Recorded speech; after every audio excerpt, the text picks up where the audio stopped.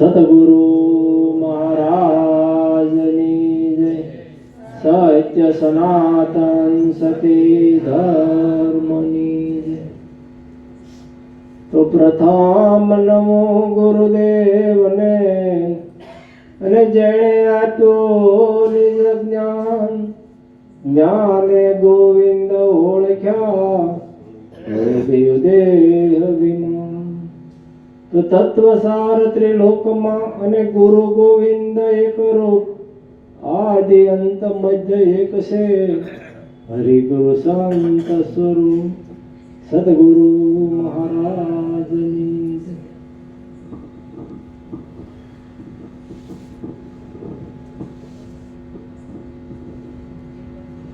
સંતો મહાપુરુષોએ ખૂબ સરસ વાત કરી આજ બધી. કારણ કે સદગુરુ પરમાત્માનું જે જ્ઞાન ગાથા છે એ ગમે એટલી ગાય તો ખૂટે એવું નથી. કારણ કે આ જ્ઞાન એવું છે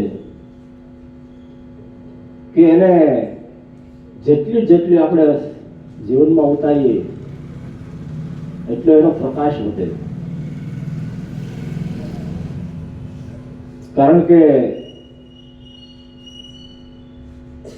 સખી પડવે પૂર્ણ પ્રેમ પ્રગટો જેને રે, જે સૌદ લોકનો નાથ ઓળખવો તેને રે. કારણ કે જેને એકની ઉપર પ્રેમ પ્રગટી ગયો, એક નામની અંદર જેને પ્રેમ પ્રગટ્યો, એ આ સૌદ લોકનો નાથ છે. સખી બીજે તે બીજી આશ તજી છે અન્યની રે, ધ્યાન લાગ્યું ધૂળની સંગાત. જ્યારે એકની અંદર ધ્યાન લાગી જાય, ધણીની સંગાત,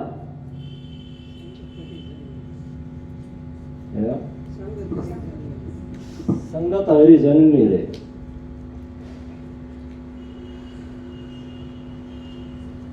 કારણ કે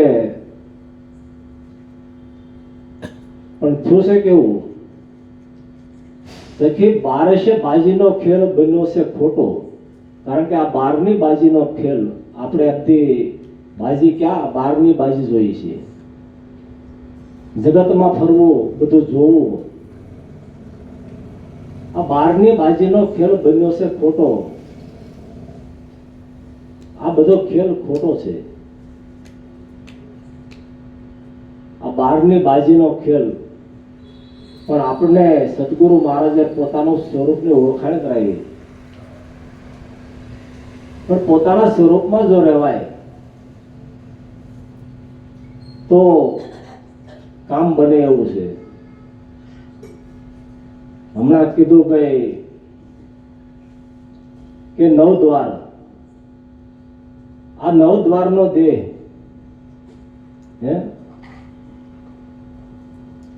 કારણ કે શૂન્યમાંથી સર્જન થયું. શૂન્યની કોઈ કિંમત ન હોય. એક આવ્યો એટલે 10 ને લઈને આવ્યો. 9 દ્વાર અને 10મો પોતે. પણ એમાં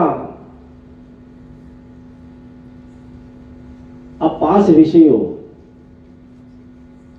શબ્દ સ્પર્શ રૂપ રસ ને ગંધ. હવે જે શબ્દ છે, શબ્દનો વિષય છે કાનને, અને એના દેવતા છે દિક્પાલ.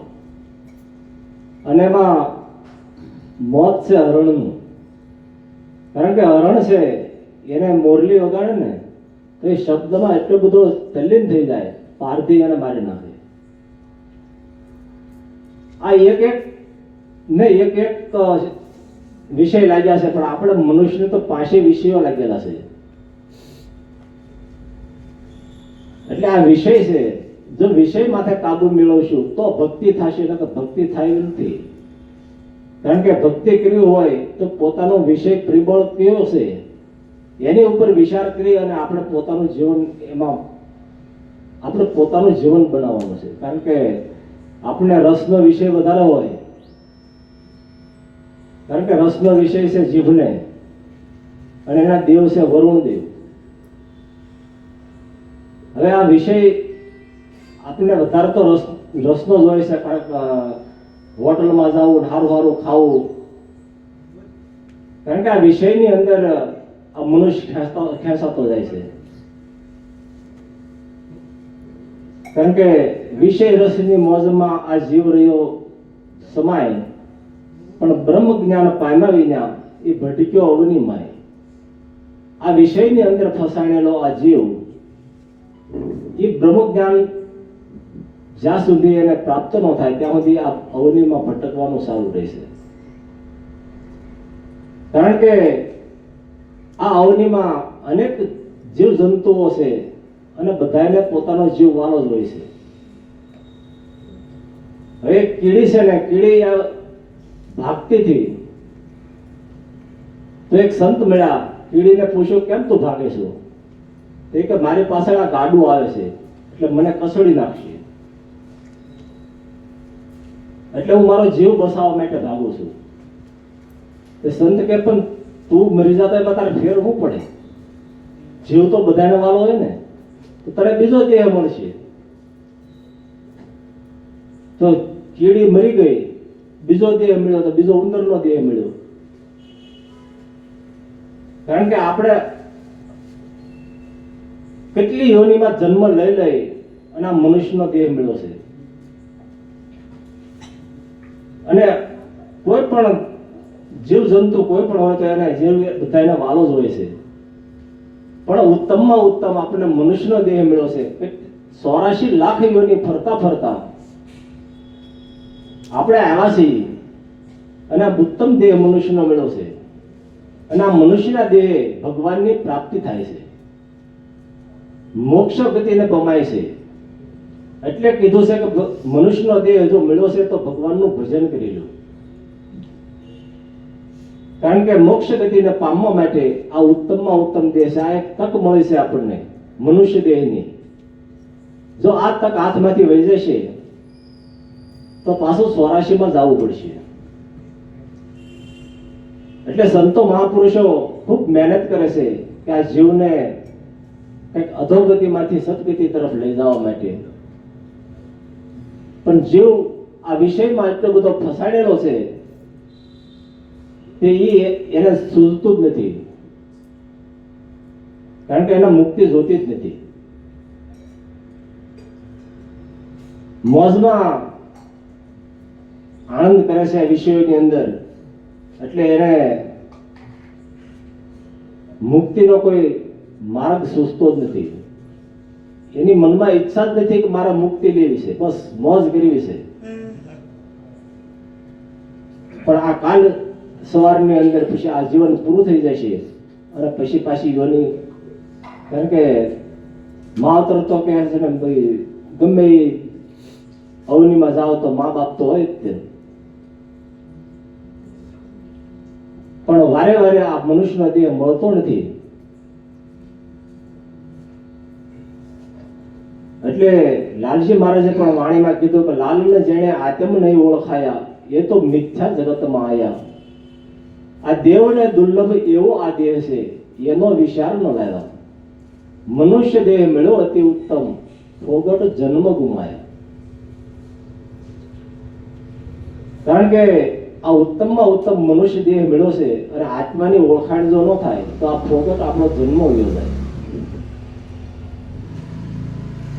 કે આ જગતમાં એ અનેક સંતો એ જીવતા મોક્ષ પદ પાયા, મુવા કેડે નર મુક્તિ માગે એના મૂર્ખ કેવા કેડાયા.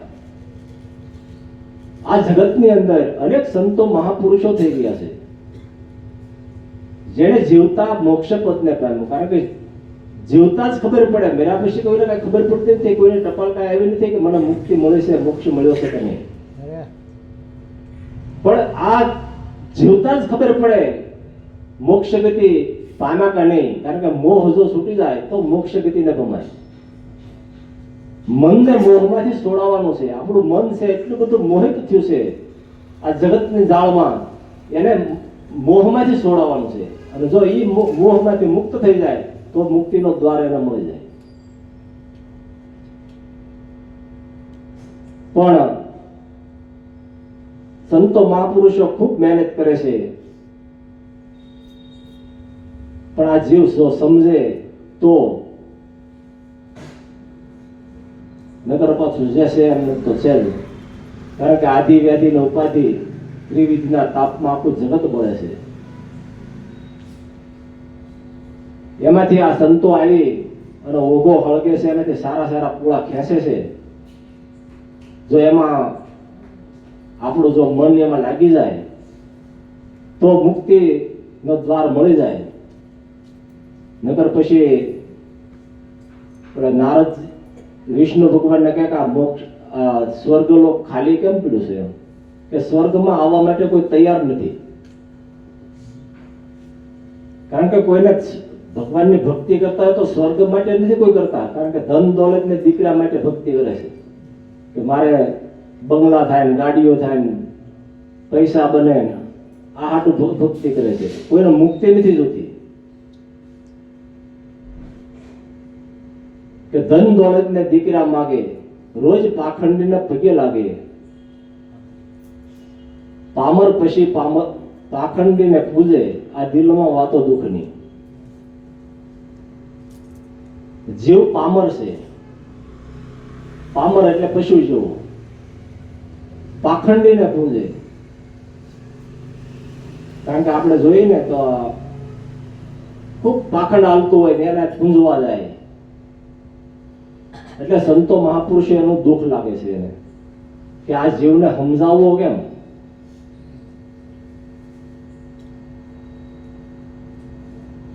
કારણ કે મુક્તિ જોતી હોય તો કોઈ આશા જ ન હોય. કારણ કે આશા ન હોય તો મુક્તિ મળે, કઈ ભેગું કરવાની આશા હોય તો કઈ મુક્તિ ન મળે તો બંધન થાય, અને બંધનમાં જન્મ લેવા જ પડે.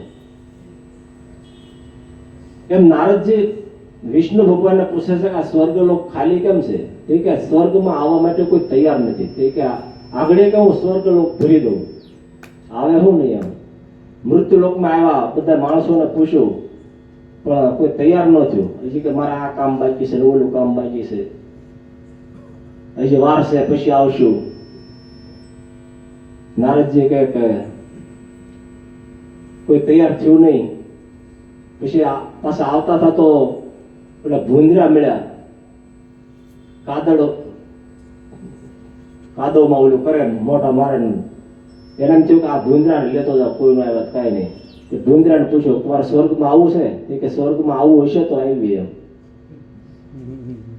હવે આપણે આ કાદવ કિચડની અંદર આપણને મોજ આવે છે, એટલે આપણે આમાં આનંદ કરીએ છીએ.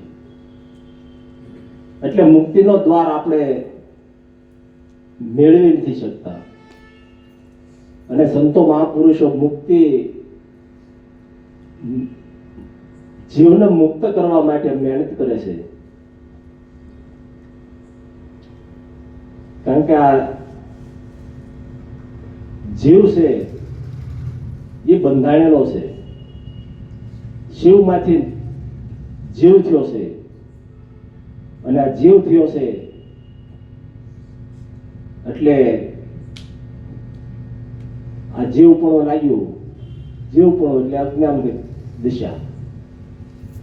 સદગુરુ મહારાજે આપણને એ દશા છોડાવી છે અને પોતાના સ્વરૂપની ઓળખાણ કરાવી છે. એટલે પોતાના સ્વરૂપની ઓળખાણ કરાવી એટલે જે હશે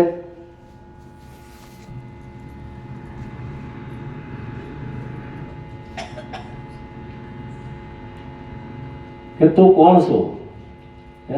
પોતાના સ્વરૂપનું ઓળખાણ ક્યારે થાય? જ્યારે સદગુરુ પરમાત્મા મળે અને એની પૂર્ણ કૃપા થાય ત્યારે એ પોતાના સ્વરૂપની ઓળખાણ કરાવે. કારણ કે અજ્ઞાન અંધારું જ્યાં સુધી હોય ત્યાં સુધી ઓળખાણ ન થાય. એટલે પેલા આપણું અજ્ઞાન એને લઈ લીધું. જ્યારે અજ્ઞાન હટી જાય ત્યારે જ્ઞાનનો પ્રકાશ થાય. જ્ઞાન એટલે પ્રકાશ. જ્ઞાન બીજું કોઈ છે નહીં. કારણ કે પોતાની ઓળખાણ થઈ જાય એ જ જ્ઞાન. પોતે પોતાને ઓળખે એ જ્ઞાની, અને પોતાને જ્યાં સુધી ન ઓળખે ત્યાં સુધી અજ્ઞાની. એટલે સદગુરુ મહારાજે પોતેની જ ઓળખાણ કરાવી છે. એટલે સંતો મહાપુરુષો પણ આપણે બધાને ઘણી વાર આપણે પૂછે છે કે તમે તમને ઓળખો છો? બસ કોઈને ઓળખવાની જરૂર નથી, તમે તમને ઓળખી લો તો આખું તો ઈશ્વર ઓળખાઈ જશે. એને ગોતવા નહીં જવા પડે. કારણ કે સદગુરુ મહારાજનું જ્ઞાન જીવનમાં જો ઉતરી જાય તો આપણું જીવન બની જાય, અને આ સહેજે સહેજે ભવસાગર તરી જવાય. બસ હવે બોલવામાં કઈ ભૂલ ચૂક થઈ હોય તો માફ કરજો. સદગુરુ મહારાજ